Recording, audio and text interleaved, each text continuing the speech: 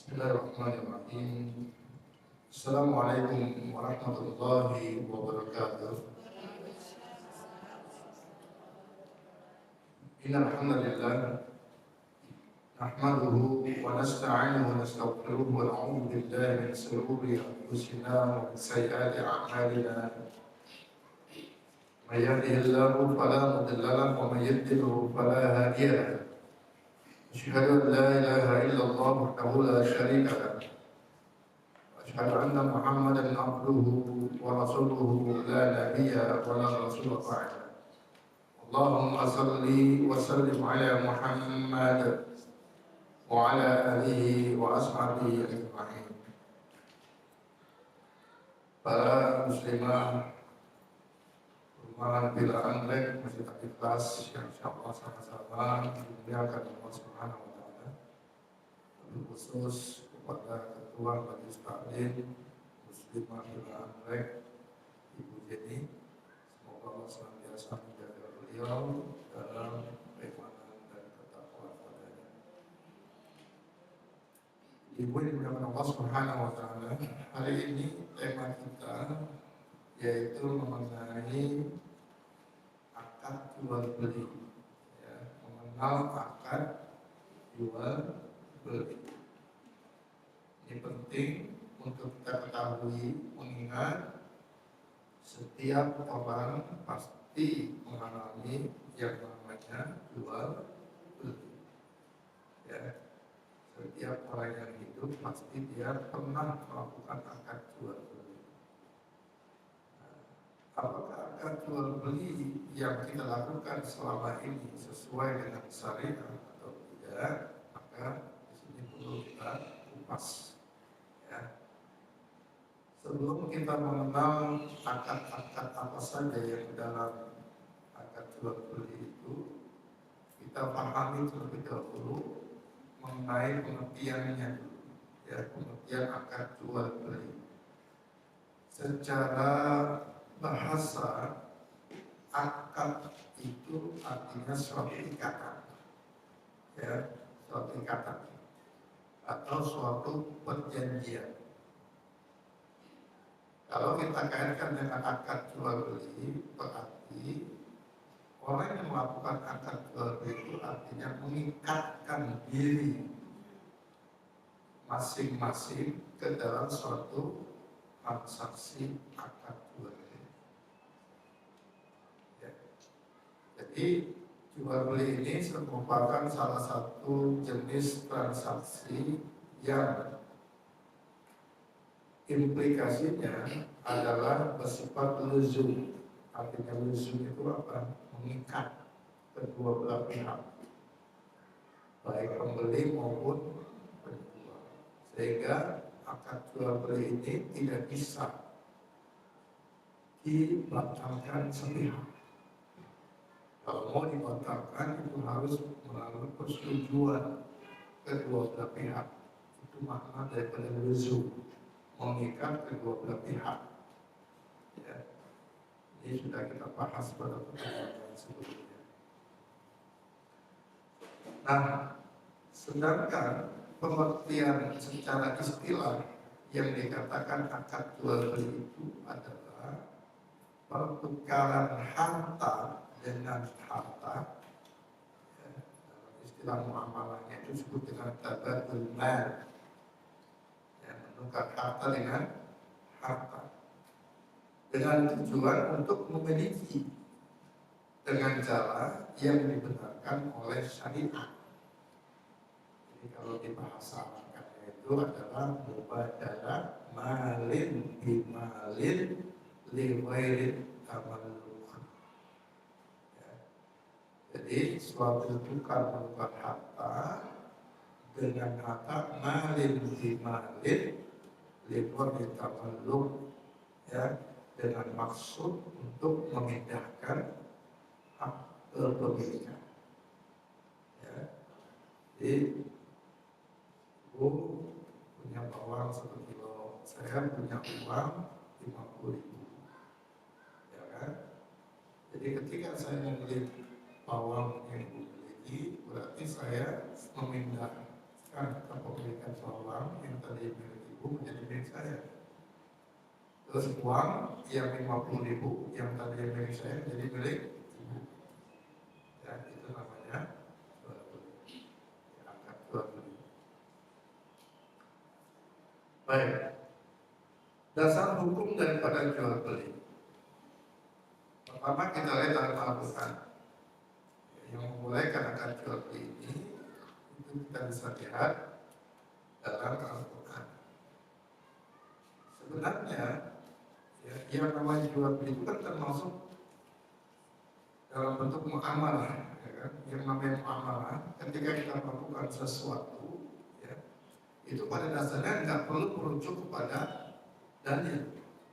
Selama tidak bertentangan dengan syariat, maka muamalah itu diperbolehkan. Nah, jual beli ini termasuk muamalah yang tidak dipertentangkan oleh syariat, artinya yang tidak dilarang oleh syariat. Maka hukum asalnya itu boleh, tanpa kita harus mencari dalil yang memerintahkan, lakukanlah jual beli misalnya. Ya, tidak harus seperti itu. Karena ini muamalah. Dalam melakukan suatu muamalah tidak butuh dalil. Ya. Tapi yang kita butuhkan adalah bagaimana kita melihat apakah yang muamalah yang kita lakukan ini bertentangan dengan syariat atau tidak. Ya. Jadi tidak butuh dalil untuk melakukan muamalah. Jadi untuk melakukan jual beli tidak butuh dalil. Ya, yang terpenting adalah tidak bertentangan dengan syariat. Itu namanya jual beli atau muamalah. Nah, di sini dalam ayat 275 Quran surat Al-Baqarah, ya, Allah menegaskan sebenarnya, wa halallahu al-bai'a wa harrama riba. Allah menghalalkan jual beli dan mengharamkan riba. Jadi sebenarnya ayat ini tidak muncul kalau tidak ada orang Yahudi yang protes. Jadi dasarnya ayat ini itu karena ada orang Yahudi protes. Dia mengatakan bahwa jual beli itu sama dengan riba. Ya, ini kalau kita baca lengkapnya ayatnya, alladzina ya'kuluna riba la yaqumuna illa kama yaqumul ladzi yatahabbathu asyaitanu minal mas.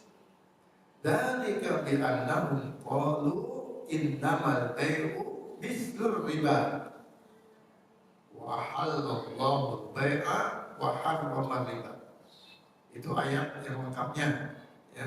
Jadi Allah mengatakan orang-orang yang suka makan riba itu nanti di hari kebangkitan dia tidak akan bisa berdiri kecuali seperti berdirinya orang gila yang memasukkan setan. Ya, siapa itu? Ya, kenapa kok sampai dihukum seperti itu?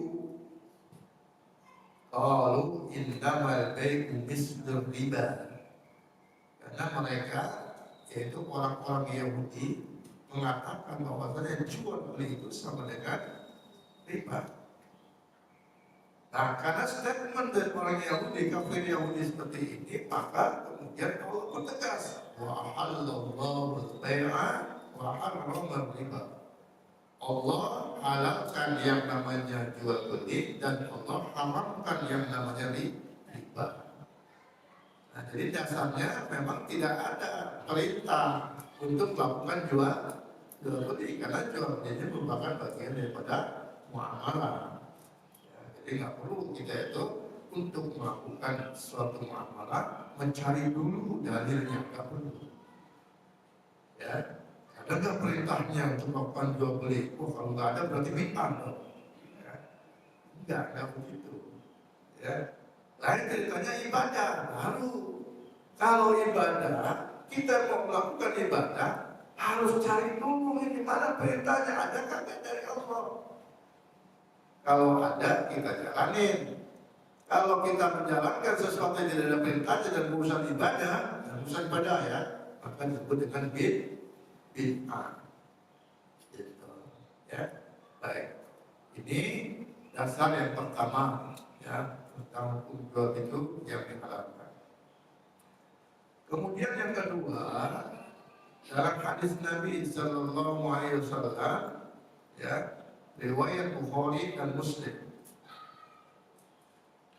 penjual dan pembeli mempunyai hak pilih selama mereka belum berpisah. Ya. Al-bayyinani bil khiyari ma lam yatafarraq. Si penjual dan pembeli, dua pelaku akad jual beli, yaitu penjual dan pembeli, dia mempunyai hak khiyar. Hak khiyar itu hak untuk memilih. Ya. Malam yatafarraq, selama mereka belum berpisah. Sebenarnya ini hadis ini yang menjelaskan tentang hak khiyar yang berhubungan dengan khiyar majlis. Jadi ini ibu-ibu belanja ke pasar ya, beli bawang. Udah kita tawar, bawang berapa sekilo? 50.000 misalnya. Ya Pak, saya sekilo bawang 50.000. Terus kita ngobrol-ngobrol situ kan dengan pedagangnya. Karena pedagang itu tetangga kita, jadi ngobrol dulu kita. Malam minggu suruh kemari. Selama kita masih berada di dalam majlis tersebut, maka kita punya hak dia mau nerusin akad beli bawang 1 kilo atau mau batalin akad jual bawang. Jadi kalau kita mau batalin nggak apa-apa. Oh, bune, maaf ya, ternyata saya ingat bawang saya masih ada stoknya. Padahal udah dikiloin itu. Ya. Boleh. Ya, ini si penjual nggak boleh melarang. Tidak, kok nggak bisa Pak, itu udah dibeli. Kok nggak bisa, kok ini udah dibeli. Kenapa? Karena masih dalam satu majlis. Ya, masih dalam satu majlis. Jadi ada hak khiyar namanya. Hak untuk memilih mau melanjutkan atau mau membatalkan. Kalau sudah beda majlis, sudah keluar majlis, sudah berpisah dalam majlis, maka nggak boleh. Kita udah beli itu bawang.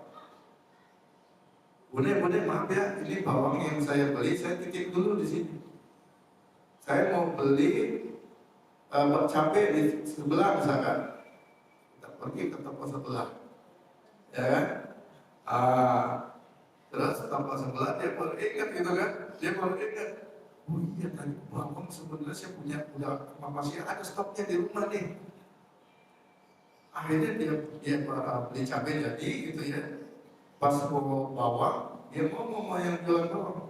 Maaf, saya lupa, saya ternyata masih banyak stok bawangnya di rumah. Saya batalin ya. Saya nggak jadi beli bawang. Boleh nggak gini? Nggak boleh. Karena sudah berpisah majlis. Baru boleh dilakukan pembatalan jika penjualnya mengikhlaskan, ridho, ya. Oke, ya udah nggak apa-apa, silakan, nggak apa-apa. Ya udah, ini uangnya 50.000. Ya, ini uangnya 50.000. Udah, nggak apa-apa. Nanti saya jalan-jalan aja. Ini boleh kalau sudah diizinkan sama. Kenapa? Karena sifat jual beli itu apa tadi? Luzum, mengikat kedua belah pihak. Tidak bisa dibatalkan kalau hanya satu pihak yang menghendaki, harus kedua-duanya diizinkan. Jelas ya? Nanti ada bab khusus tentang khiyar. Kita akan bahas ada khiyar majlis, khiyar syarat, ya. Kemudian nanti ada khiyar ain, ya, dan seterusnya ada pembahasan. Nah, sekarang baru kita masuk kepada pembagian jual beli, mengenal akad jual beli, ya. Baik. Pertama kita lihat pembagian jual beli kalau dilihat dari objek yang ditransaksikan. Ya. Pertama, ada yang namanya tukar menukar uang dengan barang. Jual beli yang pertama kalau dilihat dari sisi objek yang ditransaksikan, yaitu tukar menukar uang dengan barang. Seperti ini, ya. Saya menukar uang untuk membeli bawang 1 kilo, ya. Jadi bawang itu adalah barangnya. Ini adalah jual beli yang lazim, yang paling banyak dilakukan oleh masyarakat. Yang paling banyak seperti ini. Oke, saya pikir ini nggak ada masalah, ya, nggak ada masalah. Baik, yang kedua, yaitu tukar menukar barang dengan barang. Dalam bahasa ekonomi namanya barter. Dalam bahasa muamalah disebut dengan bai' muqayyadah. Ya. Bai' muqayyadah. Kenapa disebut dengan bai' muqayyadah? Karena tukar menukar yang dilakukan itu disertai dengan syarat. Syaratnya, saya mau menukar bawang ini, syaratnya Anda berikan saya cabai misalnya. Saya punya bawang 1 kilo, saya mau tukar dengan cabai. Ya. Nah, itu namanya apa? Barter. Jadi disyaratkan, saya mau menyerahkan bawang saya 1 kilo, syaratnya Anda serahkan cabai 1 kilo. Namanya barter.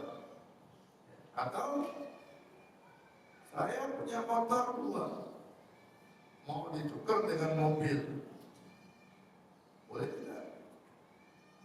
Boleh tidak? Boleh. Ini namanya barter. Barter. Ya. Jadi masuk dalam pembahasan tentang jual beli. Karena yang dikatakan jual itu hakikatnya adalah, ya, tukar menukar. Apa ini tukar? Kalau uang dengan barang udah lazim, ya, barang dengan barang juga termasuk kategori jual beli. Ya, jual beli. Kalau menukar beras wajolele 2 kilo, 10 kilo dengan beras raskin 20 kilo, boleh tidak? Boleh tidak? Boleh gitu ya? Nah, baik. Secara umum, tukar menukar barang dengan boleh, tapi nanti ada kaidah khusus. Ya, ada aturan khusus kalau kita menukar barang-barang ribawi. Ya, beras ini termasuk barang ribawi namanya. Maka dalam proses tukar menukarnya ini ada aturan lainnya. Ya. Begitu pula kita menukar uang dengan uang. Ini juga tukar uang 100.000 misalnya, ditukar dengan recehan 10 ribuan atau 5 ribuan, tapi ditukarnya nggak sampai 100, hanya 95. Ini secara ketentuan umumnya boleh nggak tukar ini? Boleh secara umum, tapi nanti ada kaidah khususnya yang melarang. Ya, kenapa? Karena uang termasuk barang ribawi, yang mana dalam proses pertukarannya itu membutuhkan, ya, syarat dan ketentuan berlaku. Ya, ada syarat dan ketentuannya. Ya. Nanti bahas kita dalam bab riba kita bahas. Ya. Baik.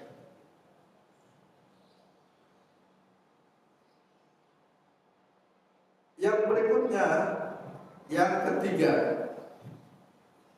Nah, ini dia. Tukar menukar uang dengan uang. Jadi ini bukan uang dengan barang. Yang pertama uang dengan barang, yang kedua barang dengan barang, Yang ketiga, uang dengan uang. Nah, ini dalam istilah muamalahnya disebut dengan syaraf. Ya, syaraf. Nah, saya katakan tadi bahwa uang itu termasuk dalam kategori apa? Barang riba. Ya. Maka khusus untuk transaksi syaraf ini memang ya memiliki suatu aturan yang sangat-sangat ketat.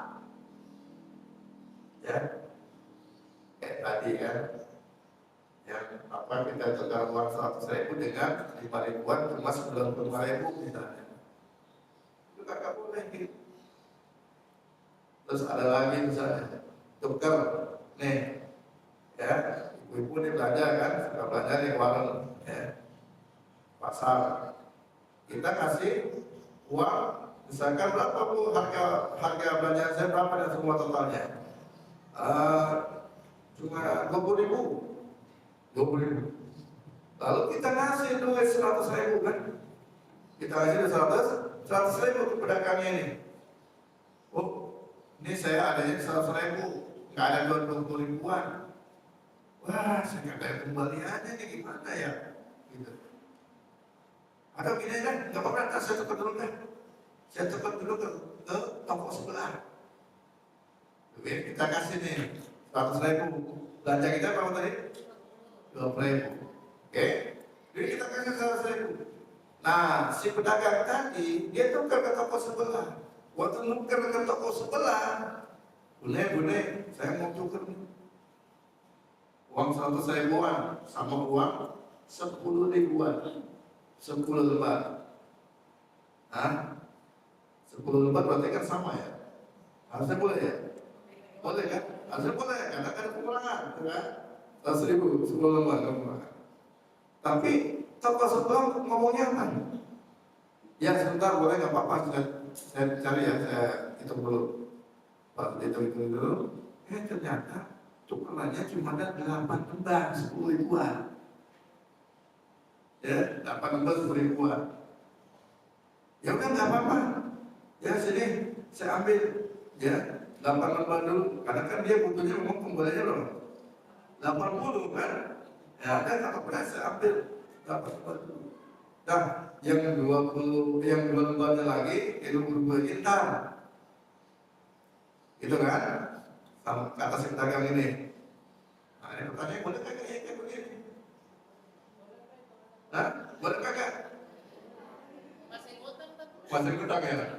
Masih ngutang itu, toko yang sebelah masih ngutang sama toko yang jual itu deh. Ya, boleh tidak? Ini tidak boleh. Kenapa tidak boleh? Ya, karena ya toko yang satu dengan toko yang satu yang lagi, ini akad yang dilakukan adalah akad tukar muka, ya kan? Ya kan? Yang jualan tadi ini, yang pertama, yang menukarkan uang 100.000 kepada pedagang yang sebelahnya. Akadnya tukar menukar. Kalau ini namanya akad tukar menukar, berarti uang dengan uang ditukar, betul ya? Uang dengan uang itu ditukar. Nah, syarat uang dengan uang ditukar itu ada 2 syaratnya, ya kan? Pertama, jumlahnya harus sama. Yang kedua, harus yadan biyadin, harus cash and carry. Ini duit 100.000-nya yang selembar, mana 100.000 yang 10 lembar 10 ribuannya? Ya. Jadi kalau ada yang belum diserahkan 2 lembar lagi, itu artinya yang 2 lembar lagi itu namanya utang, betul ya? Nah, kan kagak boleh tadi kan, syaratnya harus cash and carry. Kalau tidak terjadi ya cash and carry alias utang, berarti ini kena pasal namanya pasal riba nasi'ah. Ya, riba nasi'ah, yaitu riba yang disebabkan karena ya menunda sesuatu yang harusnya diberikan secara tunai. Ya. Maka disebut dengan riba nasi'ah. Kalau tadi yang pertukaran uang 100.000 selembar dengan uang 95.000, 5 ribuan sebanyak berapa lembar? Berapa? 19 lembar ya?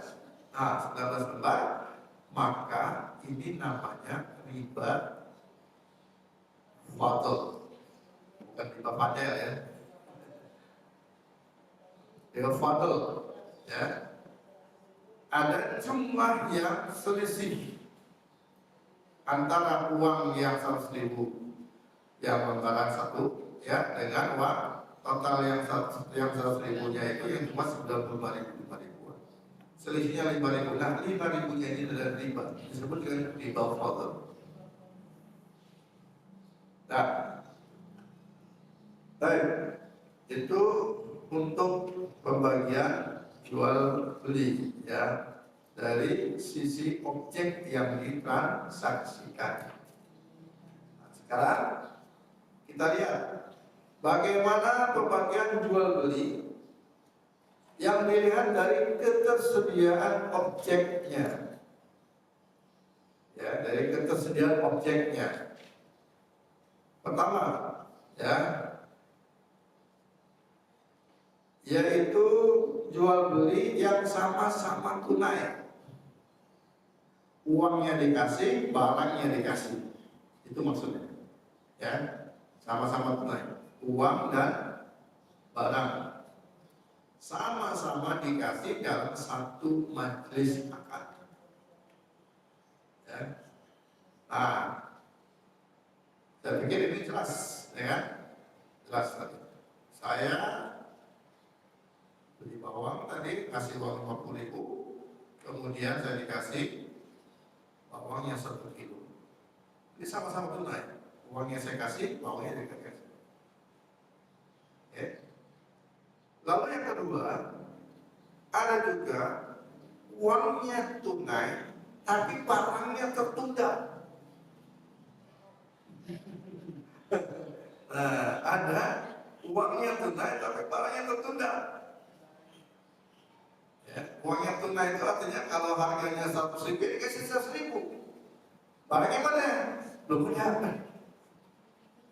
Ya kan? Belum ada. Nah, baik. Ini dalam bahasa hukum muamalahnya disebut dengan istilah bai'us salam. Yang kayak gini diperbolehkan. Ya, yang kayak gini diperbolehkan dengan syarat apa? Ya. Ketentuan bai'us salam ini harus dipenuhi. Apa kata Nabi? Man aslafa fal yusrif fa fi kaini ma'lum wa wazni ma'lum wa ila ajali ma'lum. Kata Nabi ini, ya, kalau kita mau melakukan jual beli salam, ya, syaratnya apa? Ukurannya harus jelas, timbangannya harus jelas, waktu pengirimannya harus jelas. Tapi barangnya boleh enggak ada. Barangnya kagak ada memang. Tapi yang penting apa? Sifat daripada barangnya itu jelas semuanya. Ya.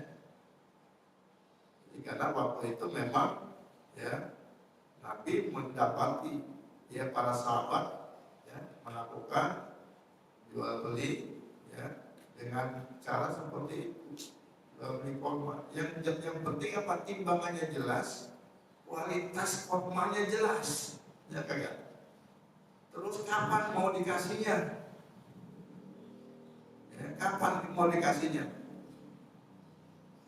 Jadi kebiasaan pada masa itu orang-orang Arab itu melakukan transaksi di Madinah, dia melakukan transaksi seperti itu. Beli korma, ya, tapi diambilnya tahun lagi, tapi dibayar sekarang. Ya. dibayarkan cash, bukan cuma dikasih DP doang, bukan cash, jadi bayar cash. Maka jual beli semacam ini dikoreksi oleh Nabi, ya, dikoreksi oleh Nabi dengan cara tadi mengatakan man aslafa fal yuslim wa fi kailin ma'lum wa wazni ma'lum wa ila ajalin ma'lum. Dikoreksi. Jadi kalau Anda mau melakukan jual beli seperti ini, maka syaratnya apa? Ya, takarannya harus jelas, timbangannya harus jelas, kualitasnya harus jelas. Misalkan kita mau beli korma, kormanya ini korma apa nih? Ya kan? Korma ajwa, korma sukari, atau korma yang lain. Terus kalau oke, saya kurmanya saya beli kurma ajwa, ya, harus jelas berapa beratnya yang Anda beli. Oke, saya beli 100 kilo misalkan, atau 1 kintal. Nanti saya ambilnya 6 bulan yang akan datang. 6 bulan yang akan datang. Jelaskan semuanya ya, waktunya jelas, kuantitasnya jelas, kualitasnya juga jelas. Nah, ini syarat jual beli salam seperti ini diperbolehkan. Ya. Meskipun barangnya kagak ada. Ya justru kalau barangnya ada kagak boleh. Ya. Misalnya nih, mohon maaf, mau lebaran haji, ya sengaja supaya dapat harga yang murah. Dari bulan sekarang ini, bulan apa sekarang? Lebih awal apa nih? Apa? Lebih besar nih udah. Akhir ya. Nah, kita beli sekarang ini. Tetangga kita jual kambing, ya. Kita beli langsung. Tuh kambingnya yang kita tunjuk. Ini ya, saya beli kambing ini. Ya. Tapi nanti kamu serahkannya saat Idul Adha. Berapa bulan lagi itu? Masih lama kan ya? Masih lama. Oke? Ini nggak boleh. Kalau jelas barangnya. Ya. Maksudnya sudah ditunjuk barang yang muayyan. Ya boleh. Kenapa? Karena kita tak kasih duit nih ke pedagangnya. Ya. Terus nggak tahunya kambing itu kagak panjang umurnya, nggak panjang umurnya, gitu. Nah ini yang tidak membuat jual beli salam tidak diperbolehkan. Makanya jual beli salam itu sifatnya umum, barangnya nggak boleh ditunjuk, barangnya harus umum, sehingga si penjual itu dia bisa dengan leluasa untuk menghadirkan barang yang sudah dibeli oleh si pembeli. Ya, nggak dapat dari kebun sebelah, misalnya kan, kebun dia kagak ada nih misalnya, gagal panennya, dia bisa cari ke kebun tetangganya, ya, pohon tetangganya yang kagak gagal panen. Itu maksudnya, ya. Kenapa kagak boleh tunjuk itu maksudnya? Oke, baik. Nanti ada penjelasan khusus tentang jual salam. Ya, ini hanya sedikit contoh saja. Yang ketiga, ada lagi pembagian jual beli dengan sistem uangnya tertunda, barangnya tunai. Terbalik ya, uang tertunda, barang tunai. Ini yang sering juga kita lakukan, ya kan? Sering kan kayak gitu ya? Ibu beli barang, belum ngasih duit, tapi barangnya udah ada. Apa namanya? Bukan COD, bukan COD itu. Apa namanya? Kredit. Kredit. Tapi boleh nggak? Nggak boleh. Boleh, ya. Kan ini. Itu disebut dengan baik taksir, ya. Jual beli yang mana pembayarannya tidak dibayar tunai, barangnya tunai, ya bayarnya enggak tunai, namanya jual beli kredit. Nah, hukum asalnya boleh nggak jual beli kredit? Boleh, Tapi nanti ada syarat dan ketentuan berlaku. Ya, bagaimana jual beli kredit yang sesuai syariah? Ada ketentuannya, masih panjang babnya benar. Ya, akan belajar nanti insya Allah. Ya. Baik, itu baik taksir. Uang tertunda, ya, kemudian barang tuh barang tunai. Yang keempat, nah, ini sama-sama tertunda nih. Uangnya tertunda, barangnya juga tertunda. Ya. Dalam istilah fikih muamalah disebut dengan baik kali bikali, baik dain bidain, jual beli utang dengan utang. Oke, jual beli utang dengan utang. Kenapa disebut dengan jual beli utang dengan utang? Karena uangnya ditunda, barangnya juga ditunda. Ya, jual beli utang dengan utang namanya ini. Ya, secara umum jual beli utang dengan utang itu hukumnya tidak boleh. Ya, karena Nabi melarang. Nah, Rasulullah Sallallahu Alaihi Wasallam an baikali bikali, an baikdai bikdai. Rasulullah melarang yang namanya jual beli utang dengan utang. Ya. Bagaimana maksudnya jual utang dengan utang? COD belum? Ya, bukan termasuk. Ya. Contohnya apa? Nih, kita beli barang inden, ya kan? Misalnya kita mau beli barang nih, tapi inden barangnya, karena saking lakunya, inden itu barang. Bayarnya tunai, bayarnya baru DP ya kan? Belum DP tunai kan ya? Belum. Yang penting tanda jadi aja dulu kan? Kan begitu. Ada DP-nya kan? Ya ada DP-nya. Nah, yang penting ada tanda jadi dulu dah. Ya. Misalkan kita beli mobil atau motor lah. Ya, motor harga 20 juta. Ya kan? Tapi kita indah ini. Padahal motor ini bukan motor customize ya. Bukan motor customize. Ya. Beda ya, nanti saya akan jelaskan lebih lanjut. Ini yang tidak boleh ini kalau barangnya itu bukan barang customize, tapi barang yang produk mass, ya produk umum.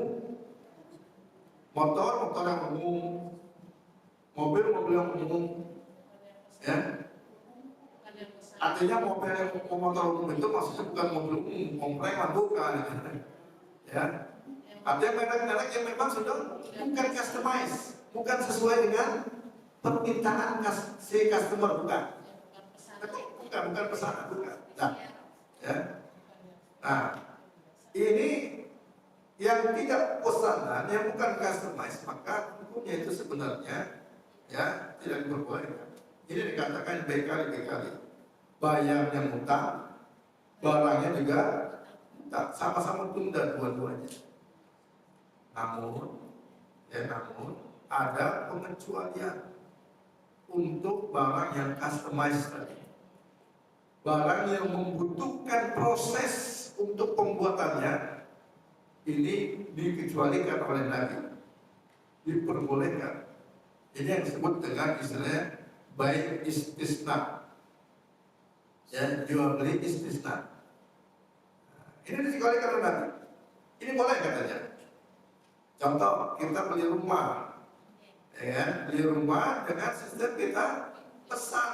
Nih saya pengen bikin rumah, beli rumah yang modelnya begini, ya kan? Modelnya begini, ini kamar mandinya begini, ini begini, pokoknya kita request, by request, ya, by request. Oke. Nah kemudian berapa DP yang harus saya bayar? Sekian. Misalnya minimal 5% atau 10%. Ya udah, harga rumah 1 miliar kita bayar 1 juta. Ini DP-nya. Kontraknya 1 miliar. Ya, ini DP-nya 100 juta. 1 miliar itu adalah harga ya sampai dengan selesai. Kalau belum selesai, saya nggak akan lunasi, gitu kan? Nggak akan lunasi. Makanya dia bayar DP dulu 100 juta. Nah, kemudian kontraktornya dia bikin bangun rumah itu. Nah, kita nyicil dikit-dikit sesuai dengan progres daripada pembangunan rumah. Ya. Rumah selesai, angsuran selesai. Misalnya gitu ya. 1 tahun kita progreskan yang misalkan seperti itu. Boleh. Ya. Ini namanya baik istisna. Ya, diperbolehkan.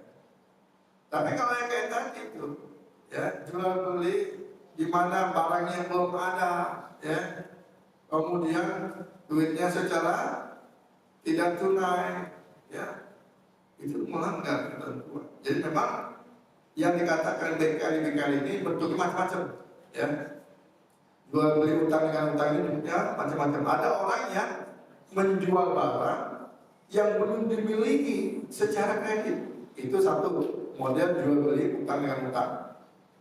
Nih, gue nih, ya belum punya barang, udah ngejual, minta DP lagi siapa yang beli?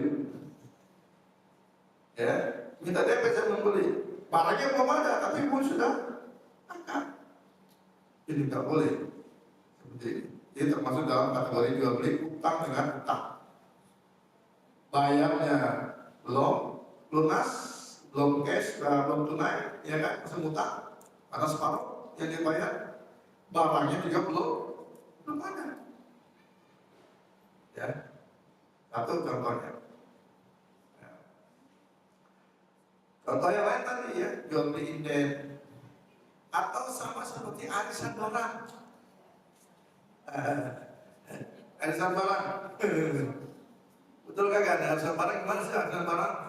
Misalnya kita mau arisan motor, ya kan? Harga motornya disepakati berapa? 20 juta misalnya. Yang ikut 20 orang, ya kan? 1 orang 1 juta, 1 juta. Bagi yang tidak mendapatkan undiannya, ya tidak mendapatkan undian, berarti dia akan ngasih dapat utang, dapat DP gitu kan, DP angsur terus sampai namanya keluar berdapat kemana, ya. Belum lunas sampai 20 juta, barangnya juga belum dapat. Ya. Maka ini juga termasuk ya, kategori jual beli utang dengan utang.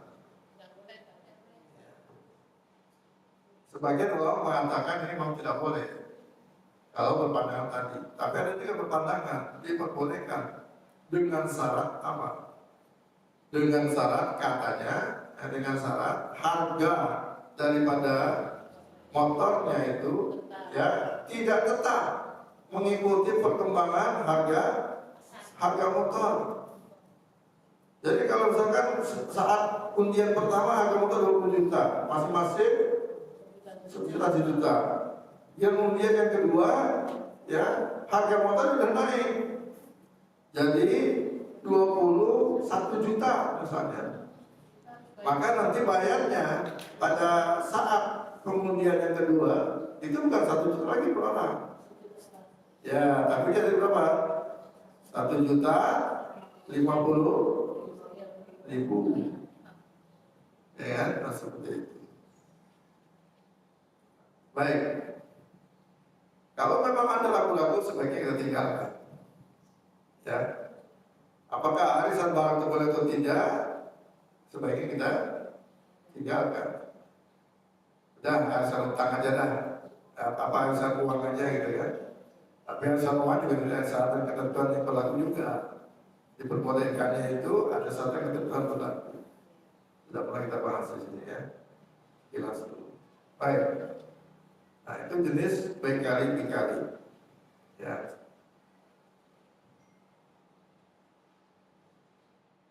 Lanjut ya. Udah jadi.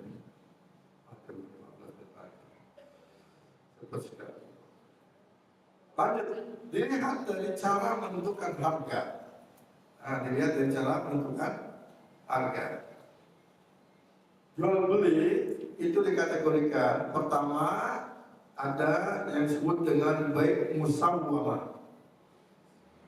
Baik musawwamah artinya dalam akad jual beli, ya, di situ si penjual tidak menyebutkan modal pembeliannya.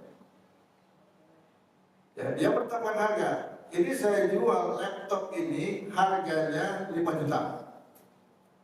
Dia sudah tentukan harga 5 juta. Tapi dia tidak mengatakan saya dulu belinya ini 4 juta, misalkan enggak. Pokoknya saya jual laptop ini harga 5 juta.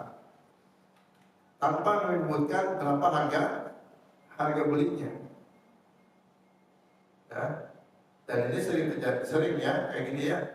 Rata-rata kan kita kalau beli sesuatu itu, ya, jarang pedagangnya menyebutkan modalnya. Ya. Lalu bagaimana kalau ada pedagang yang ketika melakukan akad jual beli dia menyebutkan modal? Ya, dia menyebutkan modal. Misalkan saya jual laptop ini harga 5 juta. Dulu saya beli itu 4 juta. Saya belinya 4 juta. Sekarang saya jual ke Anda 5 juta misalnya. Nah, ini bagaimana? Modal atau tidak? Nah, ini yang disebut dengan jual beli yang kedua. Baik amanah. Dan jual amanah itu adalah ketika ada seorang penjual yang ketika menjual dia sebutkan berapa harga belinya dulu, harga modalnya berapa dia beli.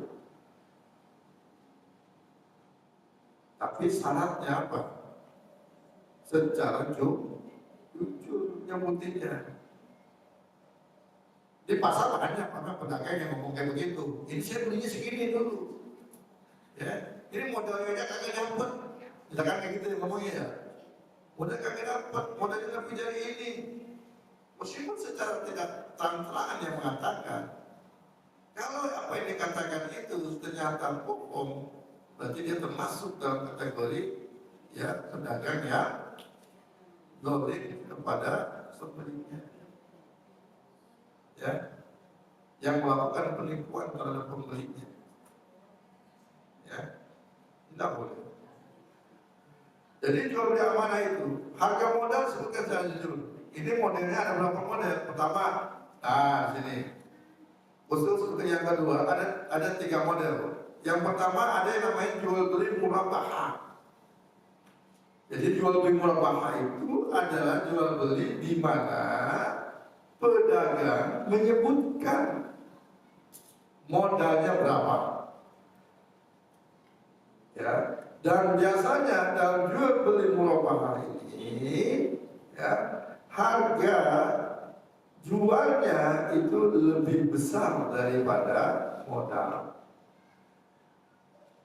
Ya, harga jualnya bisa bermodal. Saya beli motor ini dulu 10 juta, sekarang saya jual ke Anda kredit dengan harga 12 juta. Itu namanya jual beli murabahah.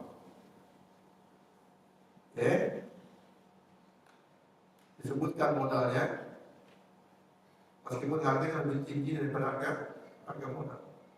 Dan umumnya penjualnya seperti itu. Namun penetapan harganya lebih rendah daripada harga modal. Pedagang yang normal pasti harga jual lebih tinggi daripada harga modal. Itu normalnya seperti itu. Ya. Lalu ada juga yang kedua, ini pedagang yang tidak normal sebenarnya, yaitu apa? Wadi'ah. Ya. Di mana harga jualnya lebih rendah daripada harga modal. Jual rugi ini, ya kan? Bebu. jual BU, ya butuh uang, ya. Baru kemarin saya beli motor cash, ya, harga 20 juta. Baru seminggu yang lalu saya beli. Nah, modal gua sekarang saya lagi butuh duit ini. Saya jual nggak apa-apa, harga 20 sampai 21 ya. Harga 18 juta dah, nggak apa-apa dah. Yang saya rugi 2 juta nggak apa-apa. Nah, ini disebut dengan wadi. Ingat ya, ada wadiah, ada wadiah, ada wadiah. Ya, wadiah itu apa? Titipan. Ya kan? Akad wadiah, oke? Yang ada di bank, kan? Bank syariah kan ada akad wadiah kan? Nah itu akhirnya kita titip duit ke bank. Ya. Nah kalau wadiah, yang satu pakai dal, yang satu pakai gold. Ini pakai gold ini, wadiah. Ya. Ini namanya jual beli, ya, di mana harga jualnya yang lebih rendah daripada harga modal. Jadi yang ketiga, ada juga orang yang menjual dengan harga yang sama dengan harga modal. Ya. Misalnya saya baru aja beli laptop ini. Beli laptopnya mana jauh di Singapura. Ya kan? Saya beli laptop di Singapura ini. Berapa harga saya beli di Singapura? Oh, harga belinya misalkan 10 juta. Udah saya jual dengan harga 10 juta juga tak kayak ini. Ya, saya jual 10 juta juga kayak ini. Sama kan harga jual, sama harga modal. Mungkinkah terjual ini? Mungkin saja. Kenapa? Karena yang beli itu berpikir kalau dia langsung pergi ke Singapura kan ongkosnya mahal. Ya udah, beli aja deh, nggak apa-apa dah, saya beli deh, harganya sama juga nggak apa-apa, 10 juta, beli 10 juta. Mungkin. Yang wadiah juga tadi mungkin, Bu. Dalam dunia yang bisnis yang nyata itu sering kita temukan. Misalkan apa? Pedagang cuci gudang. Ya nggak? Cuci gudang. Cuci gudang yang asli, yang amanah, itu harganya harus di bawah harga modal. Cuci gudang yang asli. Bukan cuma bahasa cuci gudang, diskon, up to 90%, 90% diskonnya, ya kan? Nggak tahunya dinaikin dulu harganya. Dan sebelum cuci gudang dinaikin dulu harganya, diskon dia juga. Atau kalau nggak dia nggak naikin sebelumnya, tapi dia bikin apa namanya, bikin yang harga ya, yang sekarang ada label harga itu label harga itu tulis itu kan, harga awalnya sekian itu dicoret, ya kan? Dengan harga yang sekian itu permainan. Hati-hati dengan bermain seperti itu, ya. Jangan kita bohongi konsumen kita. Kalau mau jujur ya jujur, dulu harga sekian, ya saya potong sekian. Oke, itu tauliah. Baik ya. Harga jual sama dengan harga modal, namanya tauliah. Lanjut. Sekarang ada namanya jual beli al-wafa. Jual beli al-wafa. Apa itu jual wafa? Ya. Ini saya langsung ambil contohnya. Misalkan ada si A menjual motor yang dia beli seharga 10 juta dengan harga jual 5 juta. Ya, dengan harga jual 5 juta kepada B.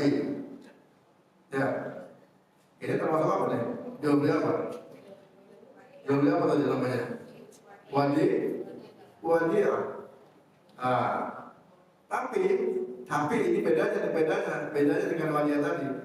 Syaratnya katanya, kata si A, syaratnya nanti kalau saya ada uang Ya. 5 juta, saya mau beli lagi dari kamu wahai B dengan harga 5 juta juga. Hah? Paham ini maksudnya? Paham maksudnya ya? Oke. Jadi saya jual motor saya harga 5 juta KT. Yang dulu saya beli 10 juta. Dan tapi ada syarat. Nanti kalau saya ada uang lagi 5 juta, saya mau beli lagi dari kamu. Ya kan? Nah, kayak tadi kata ibu kan. Nah ini disebut dengan jual beli al-wafa. Jual bapak. Lalu bagaimana jual beli seperti ini kira-kira diperbolehkan atau tidak? Kayaknya sih nggak boleh.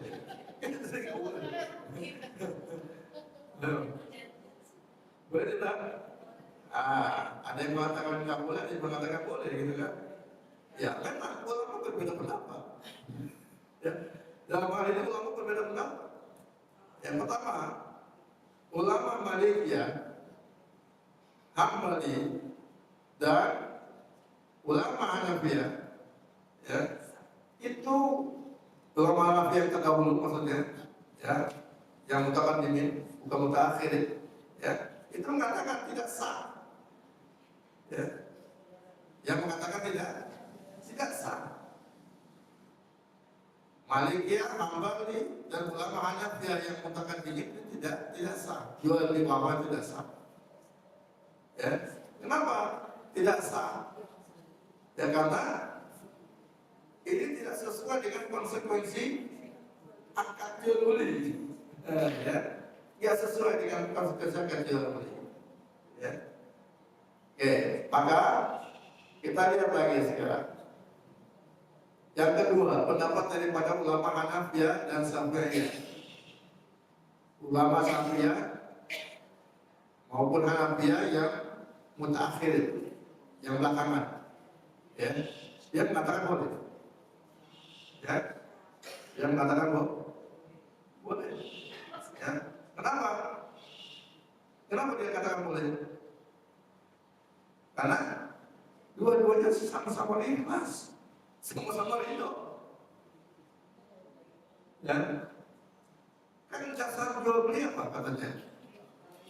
Yang penting sama-sama ridho, ya. Innamal bai' antara, sesungguhnya jual beli itu adalah harus saling ridho. Kalau dua-duanya ridho, ya sudah nggak apa-apa. Itu menurut pandangan Hanafiyah dan Salafiyah yang mutaakhir, ya. Boleh. Lalu yang ketiga, sebagian Hanafiyah berpendapat bahwa bai' wafa adalah sama dengan jual beli bergadai. Sama saya katakan itu tadi. Jual beli sama dengan apa? Jual beli bergadai. Nah, kalau jual beli bergadai semacam ini, maka kalau saya sepakat dengan yang ketiga, dan jual beli bergadai.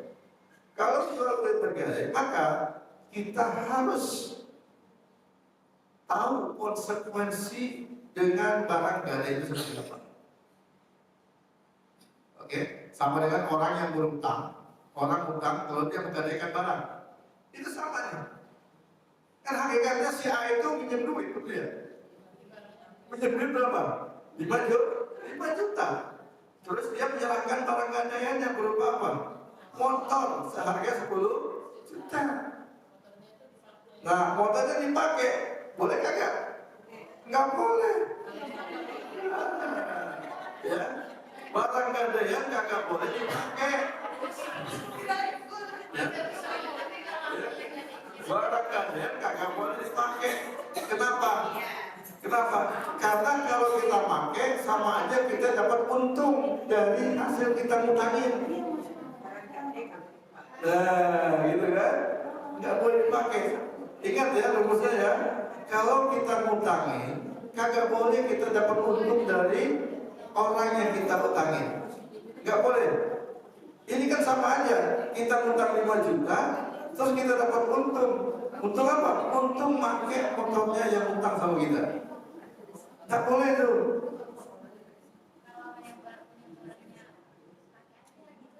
Hah? Sama, tak boleh. Kecuali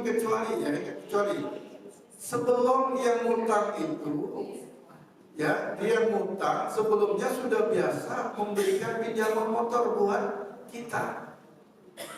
Artinya kalau kita mau pakai motor dia silakan pakai aja pakai, kata dia begitu sebelum dikasih utangan. Tapi motornya tetap yang punya uang. Iya, tetap yang punya uang, yang ngasih utang, motornya kita simpan sebagai barang jaminan. Kalau nama motornya nggak mau disimpan, BPKB-nya minimal kita ambil, iya, sebagai jaminan. Jelas ya? Jaminan. Iya, sebagai jaminan. Oke. Nah, ini ada studi kasus. Ini kasus yang terjadi di negara kita dengan menggunakan sistem suku. Ya, suku itu istilahnya obligasi, ya, obligasi syariah. Ya, jadi begini ceritanya. Ada pemerintah butuh dana 1 triliun dari rakyatnya. Ya, untuk apa? Ya, untuk apa? Terserah gitu ya. Pokoknya butuh duit. Nah, kemudian apa? Yang lapor pemerintah. Pemerintah menjual bandara dengan menerbitkan suku 1000 lembar. Ya kan? Suku itu obligasi. Suku obligasi itu apa? Surat utang. Tapi surat utang syariah. Bahasanya begitu. Surat utang syariah. Satu suku dijual dengan harga 1 miliar. Jadi pas kan 1 triliun dapatnya kan ya. Oke, terjual lah itu suku semua. Dapat 1 triliun, 1 triliun. Namun pada saat akan jual suku itu, pemerintah memberikan syarat, ada perjanjian. Apa kata pemerintah? Ini sama dengan BUA tadi. Pemerintah akan menebus kembali suku dengan harga yang sama setelah 5 tahun. Artinya waktu ibu beli 1 miliar per lembar suku misalnya, maka nanti akan dibeli lagi sama pemerintah dengan harga 1 miliar per lembar sukupnya setelah 5 tahun. Oke? Namun selama 5 tahun itu, ya, pemerintah menyewa bandara yang dijual dengan sistem sukuk tadi kepada pembeli sukuknya, di mana sewanya per bulannya senilai 100 juta. Jadi pemerintah setiap bulan munculin duit 100 juta itu untuk nyewa bandara yang sudah dijual kepada pembeli sukuk. Oke? Nah kemudian setelah 100 juta kan sebulan dibagi dengan jumlah sukuknya yang ada, pemilik sukuknya tinggal dibagi, gitu ya. Nilainya akan dibagi kepada pemegang suku. Nah, ini pertanyaannya, ya, bolehkah transaksi seperti ini? Boleh kan? Ini sama seperti jual beli wafat. Ya kan? Nanti saya beli lagi. Ya, nanti saya beli lagi. Nah, ya. Oke. Jadi sebenarnya ini sama seperti jual wafat tadi, ya. Ada ulama yang mengatakan membolehkan, ada juga yang mengatakan tidak boleh. Ya, yang membolehkan tadi, ya kan? Karena dianggap ini sudah saling melindungi dilakukan. Ya. Sedangkan yang melarang tadi ini tidak sesuai dengan konsepsi akal. Benar kan coba? Orang sudah beli, ya kan? Orang dia sudah beli bandara nih, ya. Terus pertanyaannya, apakah si pemegang suku yang membeli bandara tersebut dia bebas menggunakan bandara tersebut? Ya tidak. Kenapa? Karena itu disewa sama pemerintah lagi. Karena sudah disewa berarti manfaatnya untuk pemerintah karena tak kasih jalannya di situ. Nah sekarang kalau seandainya dia kagak punya makan, boleh tidak? Tidak boleh. Kenapa? Karena sudah ada perjanjian harus disewakan kepada pemerintah. Padahal yang namanya akan jual beli itu kan perbedaan kepemilikan. Kalau sudah berpindah kepemilikan, maka haknya pemilik yang baru untuk mau diapain kayak itu bandara. Mau ditanamin pisang kayak itu bandara. Mau ditanam, mau dibikinin kolam ikan kayak itu bandara, terserah dia. Kalau dia sudah beli kan kayak gitu. Tapi kan nggak bisa. Ya. Jadi hakikatnya ya, tadi sama lah. Ya. Sama seperti kita itu ngutang, ya tapi dapat untung dari yang kita utangin, ya ngutangin ya kita rakyat ini yang pemegang suku dia ngutangin kepada siapa? Pemerintah. Terus dia dapat untung, untungnya apa? Itu sewa tiap bulan, ya nggak boleh ini, ya. Namun ulama mengatakan yang lainnya mengatakan diperbolehkan dengan alasan yang tadi sama. Oke, baik. Saya pikir ini ya hal-hal yang perlu kita bahas hari ini contoh di Bank Syariah tentang murabahah, salam, istisna, ya tadi sudah saya jelaskan. Nah, ini ada praktek yang dilarang dalam jual beli, ya misalkan jual beli itu nggak boleh ada unsur bunga atau ribanya, ya contoh jual beli ada unsur ribanya kemana? Misalkan kita jual beli, ya secara kredit, tapi kalau seandainya kita mau menunda kita tambahkan dengan denda, berarti di situ ada bunga atau ribanya, itu tidak boleh. Ya, lalu jual beli yang mengandung unsur gharar itu tidak jelasan, ini juga sama, dilarang. Ya, misalkan kita menjual sesuatu barang yang belum kita kuasai, yang belum kita miliki, begitu kan? Nah, itu barangnya masih di awang-awang, kita udah menjual. Yang belum tentu kita dapat barang tersebut, ya, namanya jual beli gharar. Ya, gharar dari sisi objeknya atau gharar dari sisi harganya juga sama. Ya, lalu ada tadlis, penipuan dalam barang. Ya, kita menjual barang yang harusnya itu barang KW, kita bilang asli. Ya, boleh. Mendingan kita bilang itu barang KW, kita jual dengan harga KW, itu boleh. Ya, itu barang reject, kita jual dengan harga reject, boleh. Ya kalau boleh barang reject kita jual dengan harga barang yang good, ya, yang bagus, maka nggak bisa. Menjual barang yang belum dimiliki itu tadi termasuk kategori. Penimbunan ikhtikar, tujuan kita ikhtikar apa biasanya? Supaya kita bisa menjual dengan harga yang tinggi. Sengaja kita borong semua barang yang ada itu, tertimbun. Tagihan langka, harga tinggi baru kita jual. Nggak boleh jual semacam ini. Baik, cukup ya. Jadi insya Allah pertemuan bulan depan kita akan bahas tentang rukun dan syarat jual